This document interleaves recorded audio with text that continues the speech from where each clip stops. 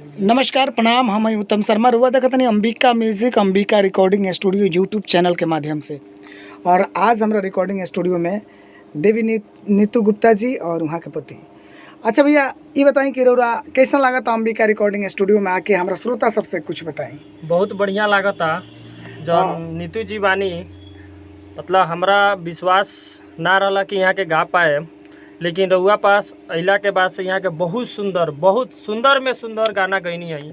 अच्छा, तो मतलब यहाँ के रुआ अच्छा लगा था? बहुत अच्छा लगा। श्रोता सबसे का कहल चाहे आपकी चैनल के सब्सक्राइब करी लोगी? सब से कहल ये चाहेम कि जौन हमार चैनल बा अंबिका स्टूडियो के ओकरा के सब्सक्राइब करी और प्यार आशीर्वाद दी।